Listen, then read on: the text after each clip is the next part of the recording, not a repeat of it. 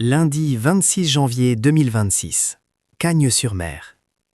Sur la Côte d'Azur hivernale, le Prix de Marseille s'impose comme l'un des grands rendez-vous techniques du meeting.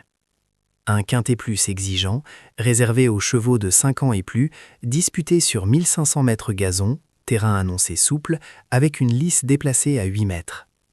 16 partants. 16 profils. Un seul verdict.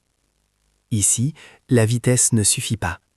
Il faut de la maniabilité, de la lucidité tactique et surtout la capacité à répéter l'effort dans un terrain collant. Le handicap divisé redistribue les cartes, de 60,5 kg pour les chevaux de tête à seulement 53 kg pour les petits poids. Chaque kilo devient une variable décisive. Chaque numéro de corde, un avantage ou une condamnation. Le parcours de Cagnes-sur-Mer est trompeur. Rapide en apparence, mais piégeux dans son dernier tournant, où les trajectoires se ferment et où les courses se perdent. Dans cette épreuve à 59 900 € d'allocation, les favoris devront assumer leur statut, tandis que les outsiders rêvent d'un scénario parfait. Le Prix de Marseille, c'est l'école de la stratégie pure. En haut de tableau, la hiérarchie est claire, mais le fardeau est immense. Bayamoun, numéro 1, porte le top weight avec 60,5 kg. Récent vainqueur d'un quintet plus sur la PSF, il arrive en pleine forme, entraîné par un Jérôme Régnier redoutable à Cagnes. Son retour sur le gazon ne l'inquiète pas, mais à ce poids, chaque accélération coûte cher. Lord of War, numéro 2, partage la même charge. Vainqueur de gros handicap, très à l'aise en terrain profond, mais piégé par la corde 16. Il devra produire un effort prématuré ou subir la course. Westminster Knight, numéro 3, l'expérimenté. 7 ans, énorme vécu, toujours compétitif sans être dominateur. Sa réussite dépendra d'un parcours limpide malgré une corde peu favorable. Crew Dragon, numéro 4, le doyen. 9 ans, près de 300 000 € de gains, récent vainqueur sur ce tracé. Pénalisé mais courageux, il connaît la piste par cœur. Ces 4 chevaux incarnent la classe pure. Mais dans un quintet plus, la classe doit survivre au poids. Au cœur du peloton, les équilibres sont plus fragiles.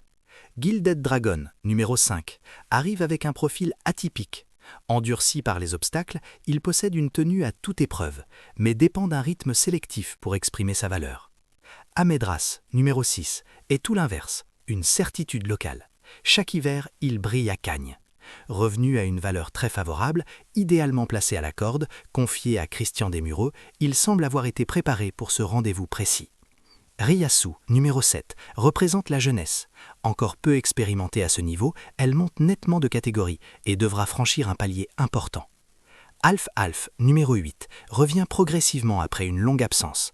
3 courses dans les jambes, un retour sur le gazon, un poids correct. S'il a retrouvé son meilleur niveau, il peut jouer un rôle actif.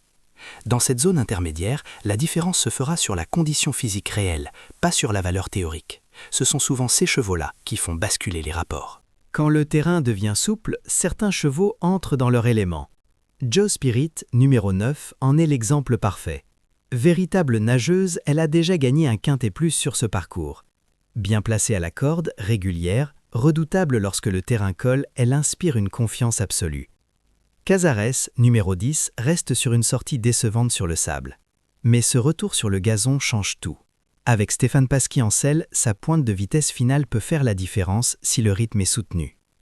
Braze Moon, numéro 11, a beaucoup gagné en 2025. Peut-être trop. La pénalisation commence à se faire sentir, mais attention à un réveil soudain. Rêve de Valarsa, numéro 12, traverse une période compliquée, mais retrouve une valeur proche de son dernier succès. Oisiers, numéro 13, souvent sous-estimé, revient à Cagnes avec un bon numéro de corde et une préparation ciblée. Ces chevaux attendent tous le bon wagon. Dans la ligne droite, ils peuvent refaire beaucoup de terrain. En bas de tableau, le handicap devient un allié. Jugando, numéro 14, bénéficie de la meilleure corde, le 1. Un avantage tactique évident, mais sa forme récente laisse planer le doute. Mangaken, numéro 15, arrive avec seulement 53 kg. Régulier, courageux, il découvre ce niveau, mais son faible poids et sa bonne position peuvent lui permettre d'accrocher une place. Et puis il y a Chirimiri, numéro 16, le profil parfait du trouble-fête. 8 ans, beaucoup d'expérience, une valeur revue à la baisse, une excellente corde et un poids plume. Il reste sur des performances encourageantes et possède une vraie pointe de vitesse finale. Dans un quintet plus, ce type de cheval est extrêmement dangereux. S'il trouve l'ouverture au bon moment, il peut faire exploser la combinaison gagnante. Les petits pois ne gagnent pas toujours, mais quand ils gagnent, personne ne les oublie. Le Prix de Marseille 2026 s'annonce comme une course d'intelligence plus que de force brute. Les chevaux de tête devront assumer leur poids, les attentistes devront éviter les pièges du parcours.